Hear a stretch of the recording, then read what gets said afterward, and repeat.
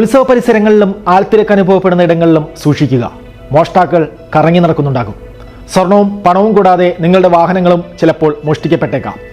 കൊല്ലം കൊട്ടാരക്കരയിൽ നിന്നും പുറത്തുവരുന്ന വാർത്ത ബൈക്ക് മോഷണത്തിൻ്റെതാണ്. ഗണപതി ക്ഷേത്രത്തിൽ ഉത്സവം കൊടിയേറിയതോടെ മോഷണവും വർദ്ധിച്ചിരിക്കുകയാണ്.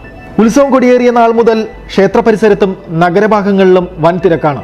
CCTV ക്യാമറകൾ സ്ഥാപിക്കാത്ത സ്ഥലങ്ങളിൽ പാർക്ക് ചെയ്തിരിക്കുന്ന ബൈക്കുകളാണ് മോഷണം പോകുന്നതായി പരാതി ഉയർന്നിരിക്കുന്നത്. കൊട്ടാരക്കരയിൽ പ്രവർത്തിക്കുന്ന ധനകാര്യ സ്ഥാപനത്തിലെ സെയിൽസ് മാനേജർമാരുടെ ബൈക്കുകളും അടുത്ത 2 ദിവസങ്ങളിലായി മോഷണം പോയി.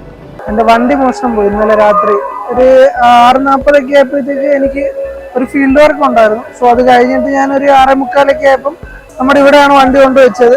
ഇവിടെ നാഷണൽ ഹൈവേയോട് ചേർന്നുള്ള റോഡ് തന്നെയാണ്.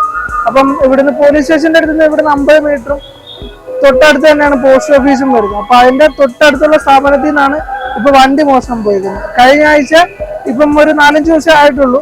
എൻ്റെ ഒരു സുഹൃത്തിന്റെ, എൻ്റെ കൂടെ വർക്ക് ചെയ്യുന്ന സുഹൃത്തിന്റെ വണ്ടിയും നമ്മുടെ ഓഫീസിന്റെ ബാക്ക് സൈഡിൽ നിന്ന് തന്നെയാണ് പോയിരിക്കുന്നത്.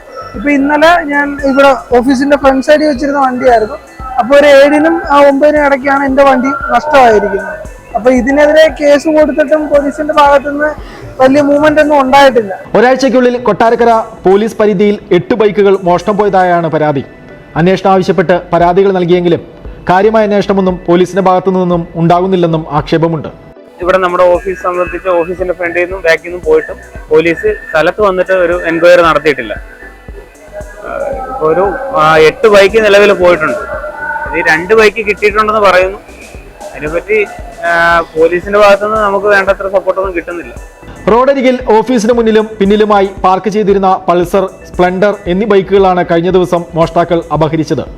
നഗരത്തിൽ ഉത്സവ തിരക്ക് വർദ്ധിക്കുന്നതോടെ പോലീസിന്റെ നിരീക്ഷണ ക്യാമറകളെങ്കിലും സ്ഥാപിച്ചെങ്കിൽ മാത്രമേ വീണ്ടും മോഷണം തടയാൻ സാധിക്കുകയുള്ളൂ എന്ന് നാട്ടുകാർ പറയുന്നു.